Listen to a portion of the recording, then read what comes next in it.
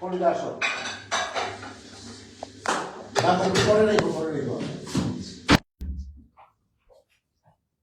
আমরা Malaysian cuisine, Indonesian cuisine, সিঙ্গাপুরি cuisine, এই কুজিনগুলি এই তিন দেশের সব জায়গায় আছে। যেমন ইন্ডিয়া, পাকিস্তান, বাংলাদেশের খাবার সিমিলার আছে, এই কুজিনগুলি ঠিক সেম।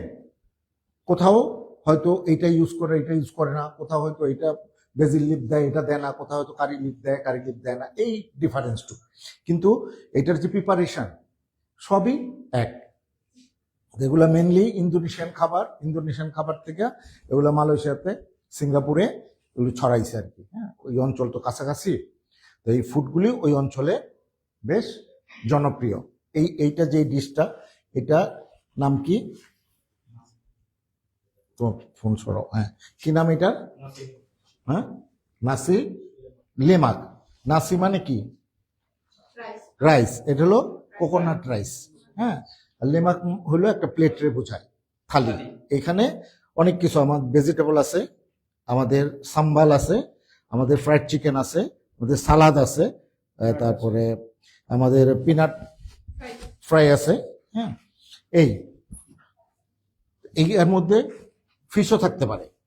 হ্যাঁ, এটা যার যার রুচি অনুযায়ী, চয়েস অনুযায়ী। হ্যাঁ, এই আর কি। এটা হলো ভেজিটেবল।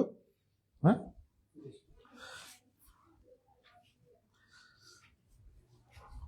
তাইলে আমরা কি শিখলাম আজকে? মেন মালয়েশিয়ান না, ইন্দোনেশিয়ানও না, এশিয়ান, ওই অঞ্চলের ফুড আমরা শিখলাম, প্রিপারেশনটা শিখলাম। এখন এই প্রিপারেশন থেকে আমরা নিজেরা অনেক কিছু করতে পারবো। এটা হলো বেসিক। ফুডের রেসিপি শিখা না, ফুডের শিখতে হবে বেসিক। যেমন কন্টিনেন্টাল ফুড বলতে আমরা কি বুঝি? European food.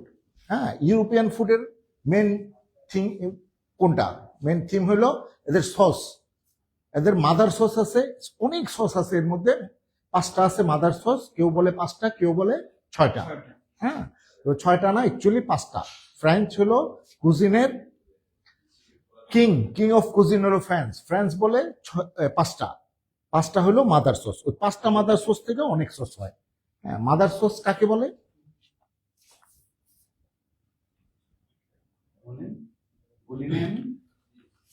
কাকে বলে মাদার সস? মাদার সস, 5টা মাদার সস মেন, 5টা মাদার সস থেকে সবকিছু হয়। হ্যাঁ, মেনলি ইউরোপিয়ান কন্টিনেন্টাল ফুডে আর কি। তো ওই রকম ওই বেসিকটা জানলে আপনি অনেক কিছু পারবেন। আর হলো মেথড, কুকিং মেথড আপনার জানতে হবে। কোনটাকে ব্লেজিং বলে, কোনটাকে রোস্ট বলে। হ্যাঁ, এগুলি আপনার জানতে হবে। Blazing, roast, fry, deep fry, এগুলি জানতে হবে। এগুলি জানলে আপনি যে কোনো জিনিস, যে কোনো খাবার, যে কোনো ফুড, এটা সিনেমার অ্যাক্টিং ইশানা শুটিং না বাবা, যে কোনো খাবার আপনারা আপনাদের ফর্মুলায় ফেলে তৈরি করতে পারবেন।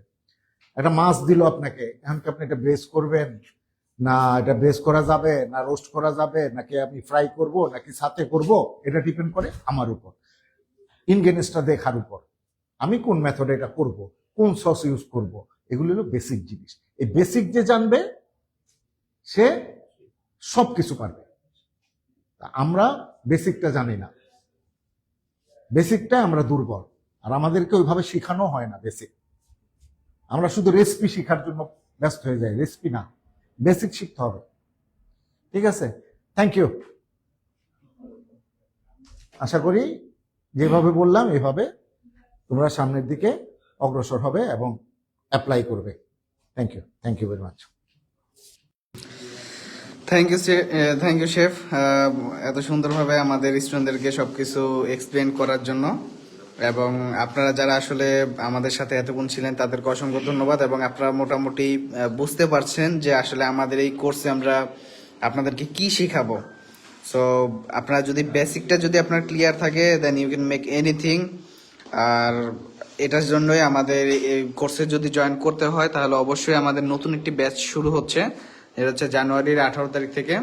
সো আপনারা ওই কোর্সটাতে জয়েন করতে পারেন। সো আজকের মতো এই পর্যন্তই। সবাই ভালো থাকবেন। আসসালামু আলাইকুম।